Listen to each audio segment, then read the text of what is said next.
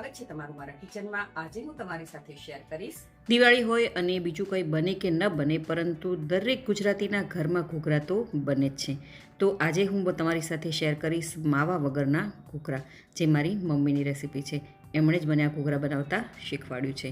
તો આજે હું એ રેસીપી તમારી સાથે શેર કરીશ। બહુ જ ટેસ્ટી એવા બને છે અને ઘૂઘરાની ડિઝાઇન કેવી રીતે બનાવી તે પણ હું તમારી સાથે શેર કરીશ। તો પહેલી જ વારમાં તમારા ઘૂઘરા પણ પરફેક્ટ બનશે। ચાલો રેસીપી શરૂ કરીએ। તો ગળ્યા ઘૂઘરા બનાવવા માટે સૌથી પહેલાં આપણે મીડિયમ ગેસની ફ્લેમ પર એક કઢાઈ રાખીશું અને તેમાં અડધો કપ જેટલું પીગળેલું ઘી એડ કરીશું। ઘી થોડું ગરમ થઈ જાય એટલે તેમાં આપણે 1 કપ જેટલો રવો લઈશું અને ગરમ ઘીમાં તેને એડ કરી દઈશું। અને અહીં ગેસની ફ્લેમ આપણે લો ટુ મીડિયમ પર કરી દઈશું અને ધીરે ધીરે તેને સરસ એવું આપણે શેકી લેવાનું છે। અહીં તમારે એ વાતનું ખાસ ધ્યાન રાખવાનું કે ગેસની ફ્લેમ આપણે લો ટુ મીડિયમ પર જ રાખવાની છે। હાઈ ગેસની ફ્લેમ પર આપણે રવાને નથી શેકવાનો, નહીંતર તે બળી જશે અને કાચો પણ રહી જશે। અહીં મેં અડધા કપ જેટલું જ ઘી લીધું છે। જો ઘીની આગળ જરૂર પડશે તો આપણે થોડું ઘી એડ કરી લઈશું। તો તમે જોઈ શકો છો કે જેમ જેમ રવો સરસ એવો શેકાતો જાય છે તેમ તેમ તે ફ્લફી એટલે કે હળવો થતો જાય છે અને ઘી પણ સરસ એવું રિલીઝ થવા લાગ્યું છે। તો લગભગ 6 થી 7 મિનિટ જેટલો સમય થઈ ગયો છે અને તમે જોઈ શકો છો કે રવો છે તે સરસ એવો શેકાઈ ગયો છે। હવે ગેસની ફ્લેમ આપણે બંધ કરી દઈએ અને આ શેકેલા રવાને આપણે કમ્પ્લીટલી ઠંડો થવા દેવાનો છે।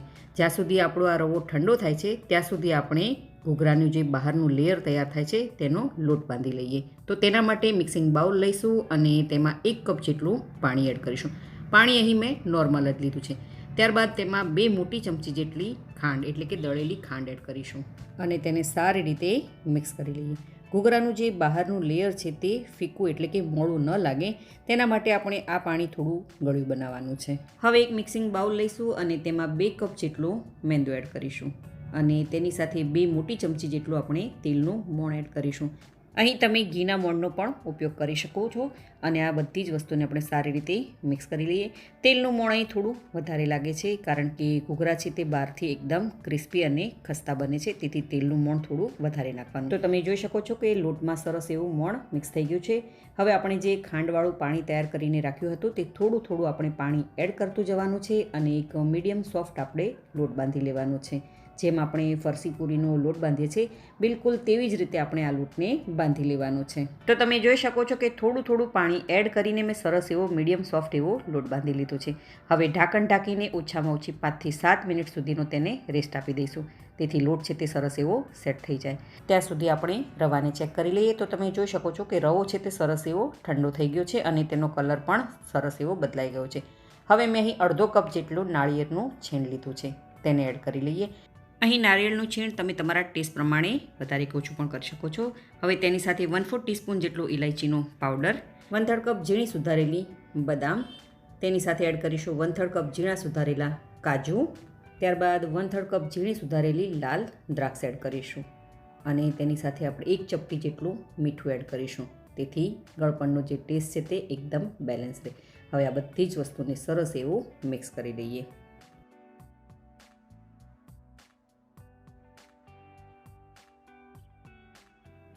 બધી જ વસ્તુ સરસ એવી મિક્સ થઈ જાય એટલે આપણે દળેલી ખાંડ લેવાની છે। મેં અહીં 1 કપ જેટલી ખાંડ લીધી છે, પરંતુ એમાં જરૂર લાગે એટલી આપણે તેમાં ખાંડ એડ કરીશું અને બધી જ વસ્તુને સારી રીતે મિક્સ કરતી જવાની છે। અને હા, અહીં ગળપણ તમને કેટલું જોવે છે તે તમારા ટેસ્ટ પ્રમાણે વધારે કે ઓછું કરી શકો છો। તો જ્યારે બધી જ વસ્તુ સરસ એવી મિક્સ થઈ જાય ત્યારે તમે તેનો ટેસ્ટ કરી લેજો।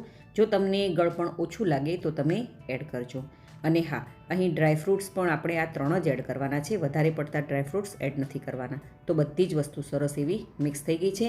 અહીં આ સ્ટફિંગ બનાવવા માટે મને 1/4 કપ જેટલા ખાંડની જરૂર પડી છે। તો તમે જોઈ શકો છો કે ઘૂઘરાનું આ સ્ટફિંગ બનીને સરસ એવું તૈયાર થઈ ગયું છે। આને તમે એમનેમ પણ ખાઈ શકો છો, ખૂબ જ ટેસ્ટી એવું લાગે છે। હવે આપણે લોટને ચેક કરી લઈએ। તો તમે જોઈ શકો છો કે લોટ છે તે સરસ એવો સેટ થઈ ગયો છે। હવે લોટને આપણે ફરીથી એકવાર સરસ એવો મસળી લઈએ। ત્યારબાદ આપણે તેમાંથી થોડો એવો લોટ લઈશું અને એક નાની સાઇઝનો આપણે લુઓ બનાવીશું। અહીં લુઆની સાઇઝ તમારે કેટલા મોટા ઘૂઘરા અથવા તો કેટલા નાના ઘૂઘરા બનાવવાના છે તે પ્રમાણે તમે કરજો। તો તમે જોઈ શકો છો કે મેં બધા જ લુઆ બનાવીને તૈયાર કરી લીધા છે। હવે આ તૈયાર થયેલા લુઆ પર ઢાંકણ ઢાંકી દઈશું, તેથી લુઆ છે તે સુકાઈ ના જાય। હવે તેમાંથી એક એક આપણે લુઓ લઈશું અને તેની નાની સાઇઝની આપણે પૂરી વણી લઈશું. અહીં આ પૂરી વણતા સમયે જો તમને એવું લાગે કે પૂરી ચીપકે છે તો તમારે અહીં સૂકા લોટનો ઉપયોગ નથી કરવાનો. થોડું તેલ અથવા તો ઘી લગાડી અને પૂરીને સરસ એવી વણી લેવાની છે. તો તમે જોઈ શકો છો કે પૂરી સરસ એવી વણાઈ ગઈ છે. તેની થિકનેસ છે તે આવી રીતના મીડિયમ રાખવાની છે. ન વધારે પાતળી કે ન વધારે જાડી, એ રીતની આપણે પૂરી વણવાની છે.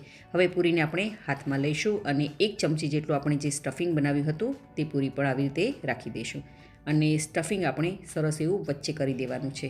અને ત્યારબાદ પૂરીને આવી રીતે વચ્ચેથી લઈ અને બધી જ સાઈડને છે તે આપણે આવી રીતે સરસ એવી પેક કરી દેવાની છે. હલકા હાથેથી આપણે પ્રેસ કરતું જવાનું છે અને બધી જ સાઈડને આવી રીતે પેક કરી લેવાની. અહીં જો તમને લોટ સુકાઈ ગયેલો લાગે તો તમે તેની કિનારી પર થોડું દૂધ લગાડી અને ત્યારબાદ પેક કરી લેજો. હવે આપણે ખૂણા પરથી કિનારીને અંદરની સાઈડ વાળવાની છે અને ધીરે ધીરે પ્રેસ કરતું જવાનું છે. આવી રીતે કિનારીને અંદર વાળતી જવાની છે અને અંગૂઠાની મદદથી પ્રેસ કરતું જવાનું છે. તો તમે જોઈ શકો છો કે ડિઝાઇન સરસ એવી બનતી જાય છે. બિલકુલ પેશન્સની સાથે કરજો તો તમારી ડિઝાઇન પણ પરફેક્ટ જ બનશે. જો તમને આવી રીતે ઘૂઘરા બનાવતા ન આવડતું હોય તો બજારમાં ઘૂઘરાના મોલ્ડ મળે છે. તેનો ઉપયોગ કરીને પણ તમે આ ઘૂઘરા બનાવી શકો છો. તો અહીં જુઓ, ઘૂઘરો આપણો બનીને તૈયાર થઈ ગયો છે. એવી જ રીતે હું બીજો ઘૂઘરો પણ બનાવીને તમને બતાડું. તમે આ રેસીપી કઈ સિટી, કયું સ્ટેટ અને કઈ કન્ટ્રીમાંથી જોઈ રહ્યા છો મને કમેન્ટ કરીને જરૂરથી જણાવજો. તો અહીં જુઓ, સાઈડથી સરસ એવી પેક કરતું જવાનું છે અને આવી રીતે ડિઝાઇન બનાવતું જવાનું છે. કિનારીને અંદરની સાઈડ વાળતું જવાનું છે અને અંગૂઠાની અને આંગળીની મદદથી પ્રેસ કરતું જવાનું છે. હળવા હાથેથી પ્રેસ કરવાનું છે. તો અહીં જુઓ, ઘૂઘરો આપણો બનીને તૈયાર થઈ ગયો છે. એવી જ રીતે બધા જ ઘૂઘરા આપણે તૈયાર કરી લેવાના છે. તો હવે ઘૂઘરાને આપણે તળી લઈએ. તો મીડિયમ ગેસની ફ્લેમ પર તેલને મેં પહેલેથી જ ગરમ કરવા માટે રાખી દીધું હતું. તેલ ગરમ થયું છે કે નહીં તેને ચેક કરી લઈએ. થોડો એવો લોટ ઉમેરી છે તો લોટ છે તે તરત જ ઉપર આવી જાય છે. દેટ મીન્સ કે આપણું તેલ છે તે પરફેક્ટ ગરમ છે. હવે આ પોઈન્ટ ઉપર ગેસની ફ્લેમ આપણે લો પર કરી દઈશું અને તેલમાં સમાય એટલે આપણે ઘૂઘરા તેમાં એડ કરીશું. તેલમાં ઘૂઘરા એડ કર્યા બાદ આપણે તેને પલટાવવાની ઉતાવળ જરાય નથી કરવાની. થોડા એવા સેટ થઈ જાય ત્યારબાદ આપણે ઘૂઘરાને આવી રીતે હળવા હાથેથી પલટાવી લેવાના છે અને સરસ એવા તળી લેવાના છે. અહીં ગેસની ફ્લેમ આપણે બિલકુલ હાઈ પર નથી રાખવાની, નહીંતર ઘૂઘરા છે તે બહારથી લાલ થઈ જશે અને અંદરથી કાચા રહી જશે. તો બિલકુલ પેશન્સની સાથે આપણે આ ઘૂઘરાને તળવાના છે. ઘૂઘરાનો હળવો એવો ગોલ્ડન બ્રાઉન કલર થાય ત્યાં સુધી આપણે ઘૂઘરાને તળી લેવાના છે. તો તમે જોઈ શકો છો કે ઘૂઘરા છે તે સરસ એવા તળાઈ ગયા છે. હવે આપણે આ ઘૂઘરાને ટિશ્યુ પેપર પર અથવા તો વાયર રેક પર કાઢી લઈએ, તેથી એક્સ્ટ્રા તેલ છે તે એબ્ઝોર્બ થઈ જાય. તો આવી જ રીતે બધા જ ઘૂઘરાને તળીને તૈયાર કરી લેવાના છે. તો અહીં જુઓ, ઘૂઘરા આપણા સરસ મજાના બનીને તૈયાર થઈ ગયા છે. આ ઘૂઘરા તમે એકવાર બનાવીને ઓછામાં ઓછા 15થી 20 દિવસ સુધી સ્ટોર કરી શકો છો. તો આ દિવાળીના તહેવારમાં તમે આ રેસીપીને જરૂરથી ટ્રાય કરજો. જો તમને મારી આજની આ રેસીપી ગમી હોય તો વિડીયોને લાઇક કરજો અને વધારેમાં વધારે શેર કરજો અને મારી ચેનલને જરૂરથી સબસ્ક્રાઈબ કરજો. તો ફરી મળીએ એક નવી રેસીપી સાથે.